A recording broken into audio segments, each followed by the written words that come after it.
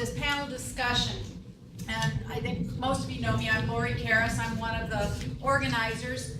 And today's panel discussion is sponsored by the Advanced Excellence Center and by the Department of Plant Pathology. And the organizers are Lindsay Dutoy and Brenda Schroeder, Debbie Inglis, and myself. And we want to express our appreciation to Advance, and in particular Nancy Magnuson and Gretel Leibniz for making this possible. And we also want to express our appreciation to the Department of Plant Pathology, and particularly to Hanu Papu, our chair.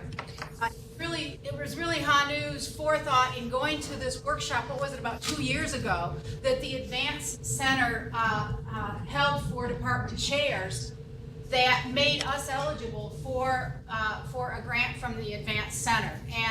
And it was also with Hanu's encouragement that we applied for it.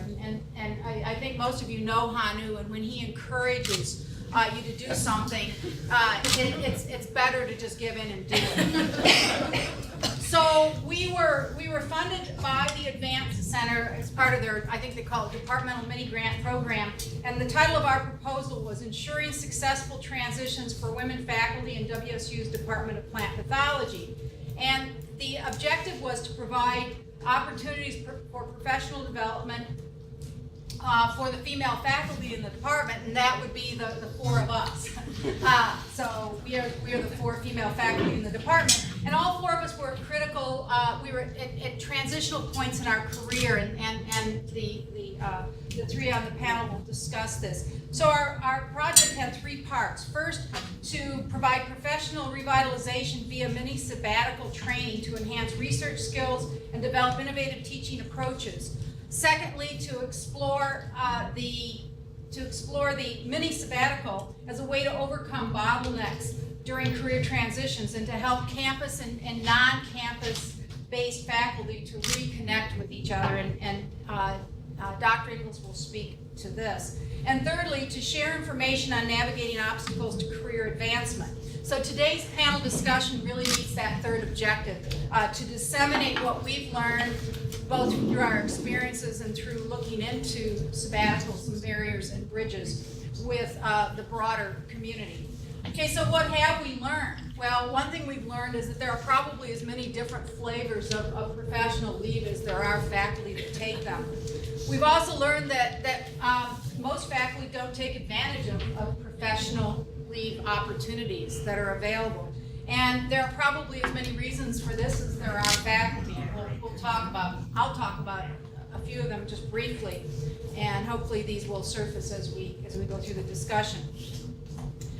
We've also learned that the vast majority of faculty who apply for professional leave are approved. So in our college over the last 6 years, there's only been between 4 and 10 people who've applied for professional leave, and most of them have been approved. Okay, so in thinking about what I wanted to say as part of an introduction, I realized I have to make a confession, and that is that I've been eligible for professional leave for 15 years, and I haven't even applied. And so why is that? Well, there's a number of reasons. I'm not sure where I want to go. It's this opportunity, and I don't want to waste it.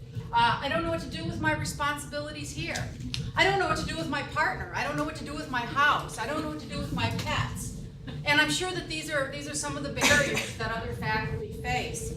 But I also think about, I guess you could say, fantasize about what it's like to get away from here for a while. and I've had that experience, in a little short time, in little short opportunities. So about a decade ago, I got to spend a month in Australia, and 3 of those weeks were spent working in a lab in this little agricultural town in Wagga Wagga. And every day I got to go into the lab and wash seed samples and look through the microscope. It was so satisfying to do this for 3 blissful weeks. So why haven't I taken sabbatical? Are the perceived barriers more than the perceived benefits?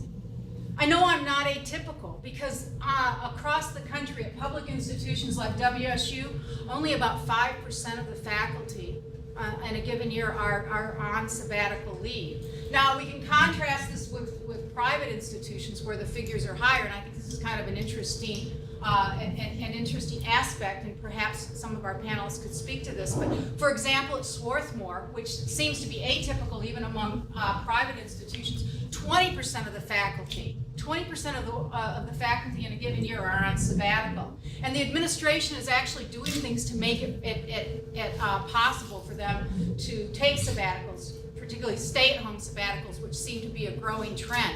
For example, building a building on campus where stay-at-home faculty can go for their sabbatical, have offices, okay? So that may explain why so many take sabbaticals. So what do we gain from professional leave or sabbatical?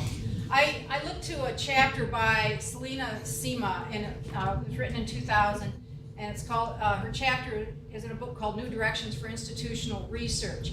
And here's what Dr. Sima listed as the benefits for professional leave. One is an agent of rejuvenation and renewal, as a time for reflection, to furnish a fresh perspective for faculty, to provide opportunities to build new professional relationships, to provide an opportunity to become or stay current in the discipline, and finally, to enhance teaching. So to the improved scholarship that comes from a professional leave or sabbatical brings relevance to the classroom, and the infusion of new findings into the classroom curriculum brings new energy and confidence. Okay, so there's a number of reasons to take sabbatical. So why don't more of us take sabbatical? Are there alternatives to the traditional sabbatical that provide similar benefits? And what advice can those who have taken sabbatical or alternative sabbatical provide us? So those are some of the questions that we hope we can address today. But I want to end my comments. I found a quote that I thought was particularly compelling, and it's from Lee Tobin McLean, who's an English professor at Seton Hill University, and she writes in the Chronicle of Higher Education.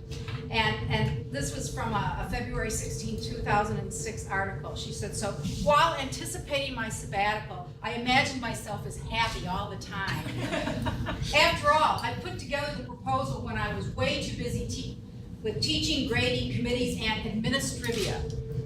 It seemed as if lightening the load, just getting out of there, was all I needed to reach nirvana. But of course, the reality is that there are good days and bad days, even on sabbatical. In fact, research indicates that lottery winners and disaster victims are almost exactly as happy a few weeks after the big event as they were before. So are sabbatical takers, apparently. So let's hear from our panelists now. And I want to introduce our panelists, and I want to describe what we're planning to do here today. So our panelists, Dr. Fran McSweeney, who's the vice president, or vice provost, excuse me, I keep trying to promote. Vice provost at WSU will provide us with an administrative perspective. Laura Hill, who's an associate professor in human development and health and wellness services, has completed a Pullman-based sabbatical and will provide that perspective. Judy McDonald in mathematics, associate professor. No, I'm full Professor. Yeah, the big event happened. Full professor. And Judy has kindly agreed to join us. She is currently on a stay-at-home sabbatical. So we have that perspective. Lindsay Dutoy, from an associate professor in plant pathology, recently completed the traditional sabbatical and 6 months in South Africa. She'll provide us with that perspective. Debbie Inglis, full professor in the Department of Plant Pathology, as part of our project, completed a mini sabbatical that she'll tell you about. And Brenda Schroeder, assistant professor in this department, as part of our project funded by Advance, completed a 1-week professional development workshop that she'll also share with you. So I'll ask that any questions that you may have, you hold to the end. What we'd like for this to be is an interactive discussion after we have each of the speakers present. Okay, so with that, Dr. McSweeney.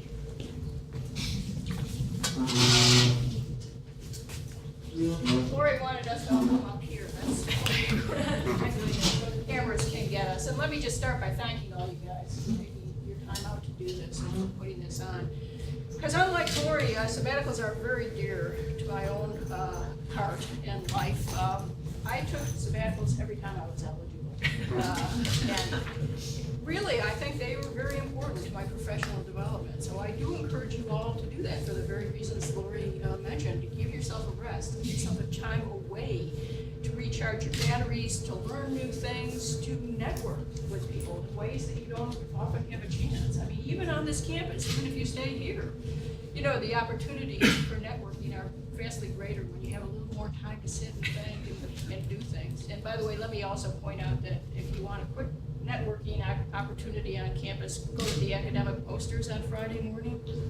Okay, they will be tremendously stimulating, I think, for everybody. Not as good as a sabbatical. My own personal feeling is that you guys should have time to ask us questions rather than having to listen to us talk, so I'm not going to say much. I'm just going to mention a couple things to you. Thinking about a sabbatical, number one piece of advice is to start early thinking about it. So if you're eligible in a couple of years, do start to think now. There are a couple reasons for that. One is, if you are going to get away from the university, you will need to provide letters from the people who you're going to go and visit, and so you do need to start talking to them in advance, see when the best time is to come to visit them, things like that. So do, with those people that you'll go to visit, you give it a little time. Second, start a little bit early so that you can do a good proposal. I think in the past, several years ago, pretty much anybody who applied did get funded on sabbatical. Unfortunately, as you've probably noticed, that we've got lots more students coming in and not more faculty to teach them. So the end result of that, I think, is inevitably we're going to run into more of a squeeze where the department chairs aren't going to be able to say that they can spare quite as many people. So, I think that you want to get started early so that you can write a good proposal, so that you will be at the top of the pile for funding if your chair approves. And also start talking to your chair early, because your chair is going to have to plan on how to cover the courses that you would ordinarily teach, the service requirements that you would ordinarily fulfill. And so give your chair a little time to start thinking about that, and notice, get your foot in the door early. Because other people who are a little bit behind in the planning cycle are going to be talking to the chair later, and the chair is going to be saying something, well, I already told so-and-so they could go on a sabbatical, and so now I can't make that commitment to you. So, get a jump on people, do that planning early. So that's one thing. And then the other thing that I wanted to mention to you is read the directions.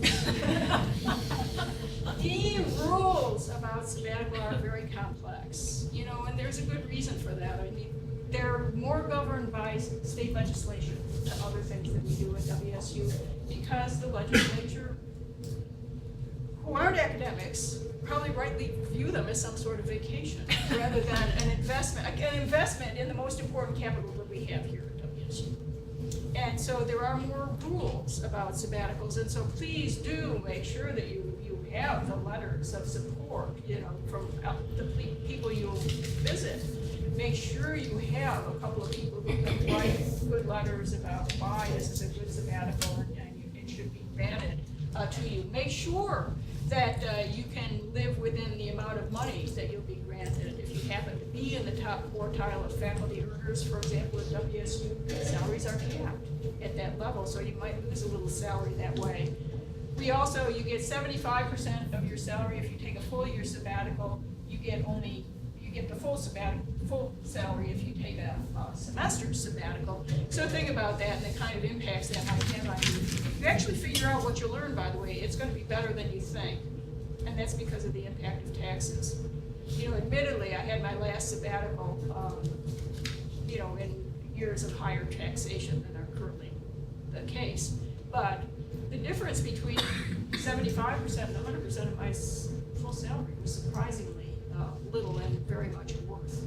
You know, you also need to pay yourself on grants and things like that. But do check out, you know, if we're telling you that we want a 5-page proposal on X and these are the things that are gonna be in there, don't write just a 1-page, you know, whatever comes to your mind. You put some thought into it.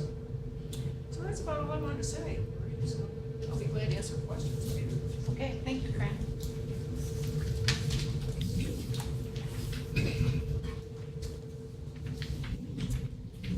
Hi, I'm Laura Hill, and I took a sabbatical last year. I'm a prevention scientist.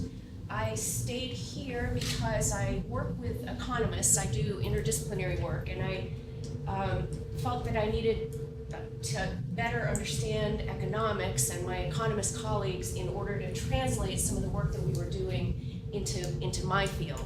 So I stayed here and took a couple of courses. And one goal of my sabbatical was to increase my knowledge in that area and then to use it to produce some scholarship in that area, and I did that. A second goal was to do networking, and I did a lot of networking. Although I stayed here, I arranged my sabbatical so that I could visit people elsewhere, overseas. So I started up some collaborations with people in Wales, some collaborations with a colleague in Vanderbilt in Tennessee, and a lot of collaborations here that had been kind of seeded through the years, but I never really had time to develop them. And the networking I did here, I think, was actually the most valuable part of my sabbatical in terms of actual things that happened.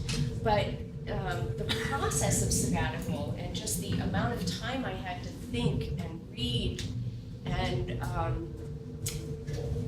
stay in my pajamas and not commute and say no when people asked me to do things. I felt like I had permission to do that. I came back, isn't there something with plants, you plant people should know this, that if you have to let them rest so they'll flower? That's exactly what it felt like to me, that I had that year of, it actually wasn't resting. I probably worked harder last year than I work in an ordinary year, but it was a change of pace for sure. It was like living in a nice, dark, cool room for a year. And I think it's a fabulous perk of our job, and it's a tremendous investment on the part of the university. They got back a lot from me coming back. I was renewed, excited, I had lots of ideas, I published a bunch of stuff, I wrote a bunch of grants, and so those were the benefits. The barriers were the ones that you mentioned, Lori. I also didn't know what to do with my house, pet, spouse, and so on, and so I stayed here and took many sabbaticals elsewhere, and those were very helpful.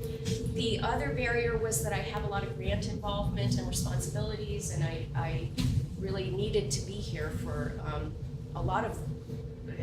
for several different grants, and so if I had been away, I would have had to be coming back here quite frequently anyway. And the third barrier was my graduate students. I have a colleague who did that by Skype, and that went fine for her. So that's it. I think that was my charge. Okay, thank you. So as Lori mentioned, I'm doing a Pullman-based sabbatical, and I decided to organize my thoughts more, starting with the barriers, and then my advice for getting through them. Because I'm, I think, 12 years out since my last sabbatical. And to me, the barriers kind of fit in 3 categories. There's the logistics and planning. You can't just say, I need more time to focus on my research, give me a sabbatical. A little more goes into, even though philosophically that's what you're saying, you need to do a little more planning than that. There's the financial aspects and there's the psychological aspects, both if you get it and you don't. As Fran mentioned, start ahead. download the forms from the previous year. Because in my experience, the forms at WSU the directions are very complete. They tell you what you want and you do it. And it's pretty straightforward. Having applied for a sabbatical where there were no guidelines, it was it took more work to do this one, but much easier work because I knew exactly what I was supposed to do. As Fran said, make sure you dot all the I's. I wrote my sabbatical, the star, and this is actually at Walla Walla Community College, which is true. And I'm gonna drive down and visit him. And I didn't have a letter from him, and Mano caught it, and Mano said, Judy, we need a letter from Eric Schwartz saying that he's happy for you to drive down and visit him. So make sure you dot all the I's. Like, it would have been very tragic if that simple thing of that letter wasn't there and it affected whether or not I got the sabbatical. So go through it carefully and do what it asks. And it's not that hard because it is really clearly explained. I'm looking at Fran because I think Fran is probably responsible for the fact that we have good directions of what to do. If you're working with other people, you need to line up space and time and all the things that they're going to contribute to you. Financial barriers, the 75% cut in salary did seem intimidating. And also, I'm in mathematics, so my research is low cost. So I could set aside a budget of $5,000 and be able to do everything I wanted to do on my sabbatical. But if you're in a high-cost research area, you're going to have to do some advanced planning to make sure the funding is there for you to do the things that you want to do. Psychologically, if you get your sabbatical, it's a big change in routine. The first sabbatical I took, I missed my students a lot. And one of the reasons I didn't take another sabbatical right away was I love teaching. And applying to get out of one of the things I love doing seemed, I was kind of had mixed feelings about it. The other psychological thing is you have to be prepared for the fact that sabbaticals will get turned down. And a lot of times it has nothing to do with you or even the proposal you put in. So you need to spray on some Teflon. Really, and if you want to come over to my house, I'll get the Teflon out. And I'll give you, I'll spray on some Teflon for you. But, I think it is intimidating. And the first time I applied for a sabbatical, I was at an institution where it was believed that it was a privilege. It went through a review committee in the Faculty of Science before it moved up the channel. And they considered it open season. And I got roughed up bad. And it really inhibited me both on the sabbatical and applying for another one. It was a real relief to apply here and nobody said anything. I saw the provost one day and he said, "Congratulations, Judy." And I went, "Why?" And he goes, "Well, I gave you something good." And I was like, "Oh, my sabbatical." So it was really different for me here because it was much more a non-event. And I was over visiting a colleague of mine at Pacific Lutheran University, and he's chair of the math department there right now. And he said, "Judy, I'm really worried. 2 years from now, 5 people in my department are going to be up for sabbatical. And how are we going to cover this?" And it doesn't even occur to him that any of the 5 will fail to ask for sabbatical or that they will turn them down. I mean, so talking about the difference, and I think within WSU there are probably huge differences in culture between it being a privilege and an expectation. I have one colleague that just says, if you're not taking your sabbatical, you are not doing your job. It is part of your job to maintain healthy research and scholarship, and sabbatical is an important part of that. And the thing I would add to that is if you're tenured at WSU, or some of you that will end up at other institutions, if you're tenured at a research university, you are worth investing a sabbatical in. And so you should be taking them. So that's sort of helps a little bit with the psychological aspects. And if you do get denied, find out why and fix it. And apply again. And sometimes it's as simple as what Fran mentioned. We just couldn't afford to have this many people away from this high teaching department at this period of time. So find out why and fix it.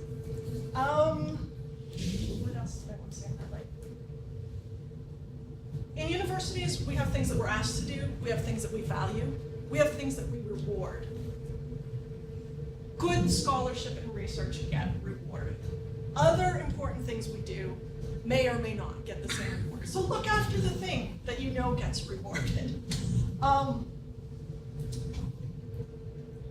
Let's see. For me personally, it was almost impossible for me to leave Pullman in this period of time for a whole variety of reasons. And when I sat down to look at what I wanted to do and who would be good people to be working with, I discovered that there were a lot in the Pacific Northwest. So even though my center is Pullman, I've been up to the University of Victoria, I go over to Pacific Lutheran University, I go down to Walla Walla. There's a group I want to go over at a small college in Montana that's doing some neat stuff I want to see. And so even though I'm in Pullman a lot of the time, I am going out to other places to get that stimulus, because that's one of the risks the two big risks, I think, of an on-campus sabbatical are you don't get the stimulus you need from going somewhere else and talking to a new group of people. And the second is that you get pulled into things, and I'm guilty of that. I got pulled into this panel. A month ago, one of my colleagues sent me an email basically saying, I'm in the hospital, can you take over my class? So I've also been teaching for her until today. Today she's back in her classroom. So for a person that misses teaching, it wasn't so bad, but there is a part of me that says, I should not be doing this. So if you do take an on-site, be very, very careful to set down hard and fast rules about what you will and won't do with respect to your home campus during the time that you're on sabbatical. And I should probably stop. But it's a good thing. You need to do it.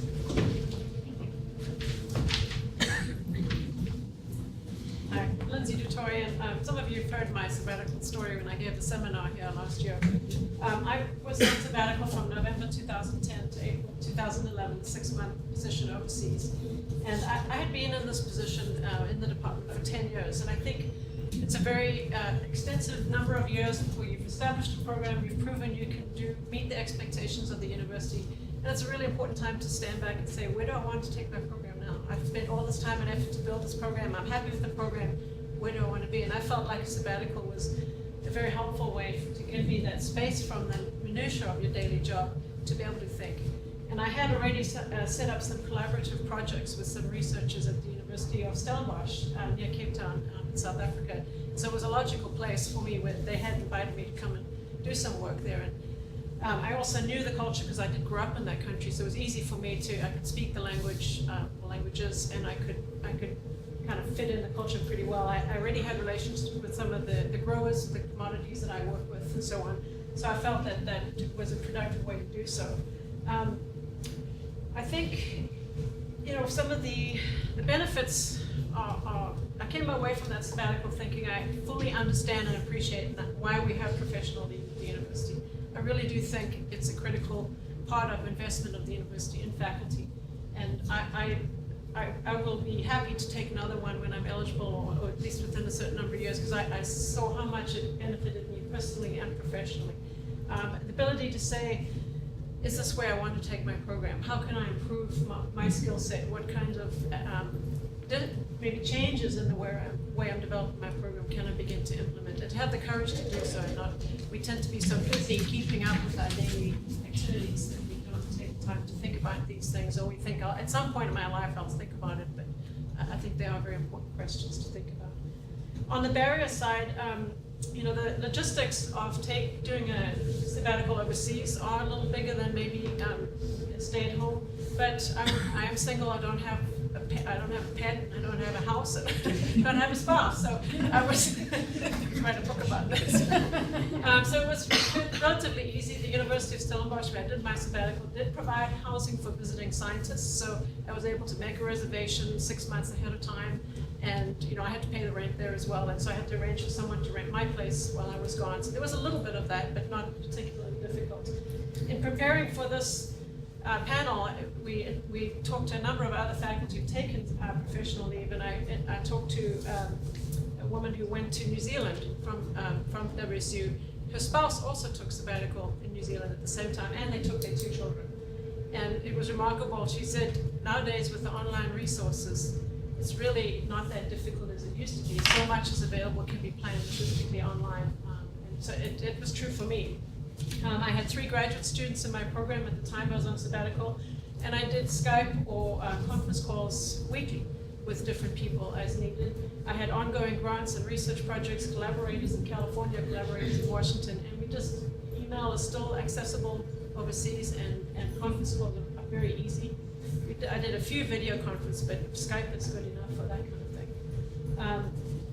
One of the barriers too is I was a senior editor. I'm a senior editor for a journal, and I couldn't just drop my senior editorship for 6 months. And so I really did need to continue that commitment, and that is a significant time commitment that, of course, I had to take with me and continue.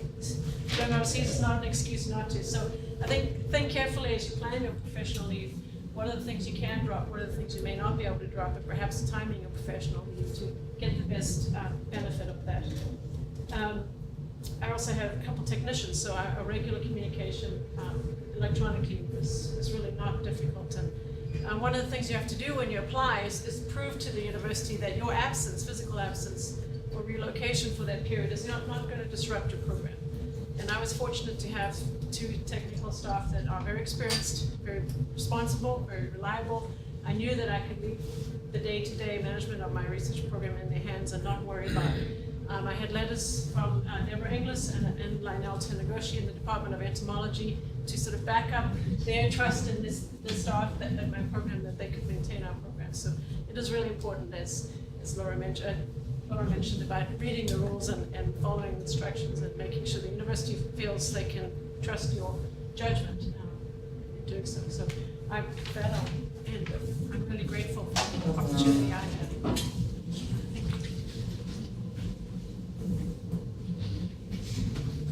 Thank you, Lindsay. I'm Debbie Inglis, and I'm the person who took the mini sabbatical coming to Pullman from the Mount Vernon Research and Extension Center. I had originally applied for a 4-week sabbatical, but managed to squeeze it into 5 weeks. Thank you, Dr. for helping me do that. But I was hired as a plant pathologist in Mount Vernon in 1993, and my position is to study diseases on vegetable crops, and I've done a lot of work on potatoes. At the time I was hired in 1993, in fact, it was my 40th birthday, my first day of work, and I had 2 small children, a 5-year-old and a 7-year-old, and a husband who is a veterinarian and was just opening his own small animal practice, which is essentially like a small hospital in Mount Vernon. So starting a 10-year track position with 2 elementary age children and a husband who had his own little hospital was a very, very busy time for me.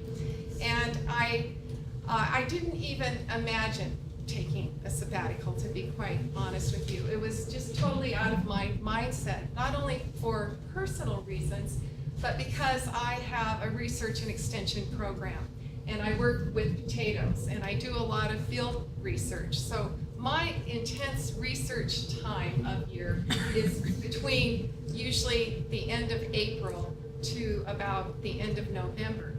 And then I have a little bit of a month hiatus, and then my extension responsibilities really kick in, and I'm very, very busy January and February particularly. So it's hard to imagine just in terms of my position, that block of time.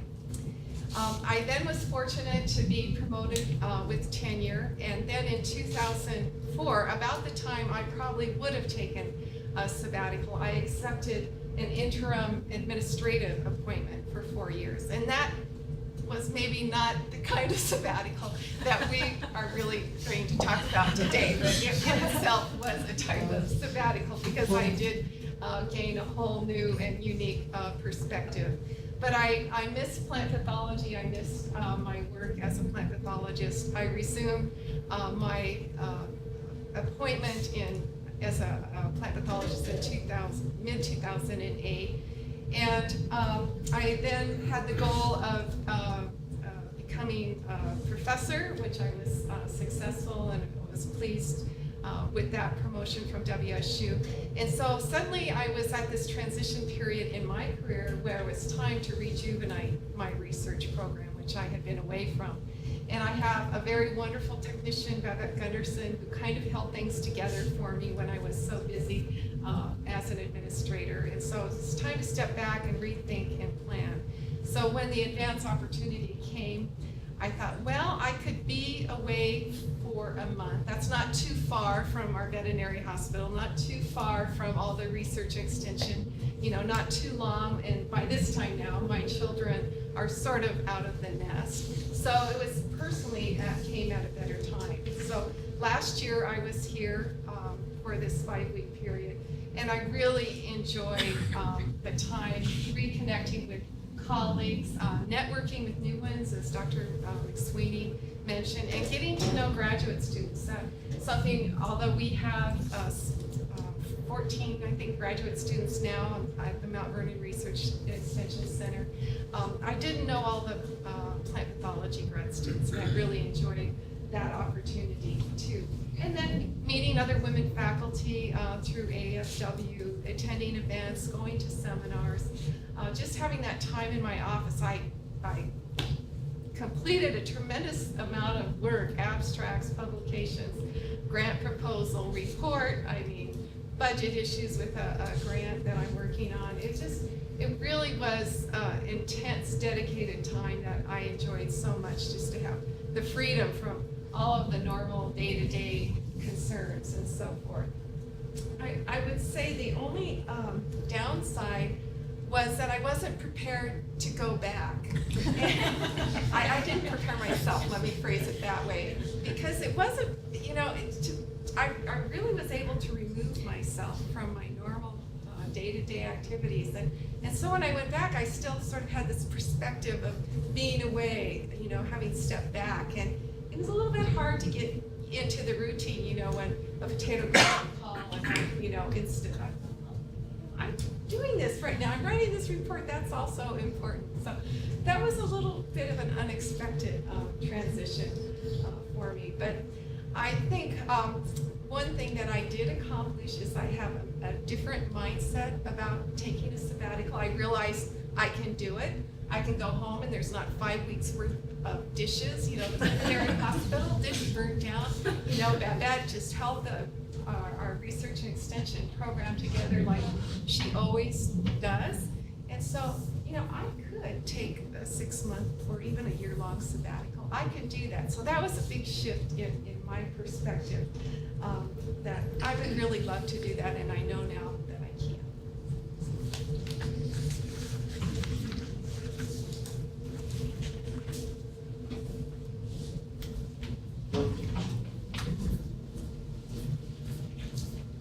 Hello and welcome. My name is Brenda Schroeder, and I'm an assistant professor here in the Department of Plant Pathology.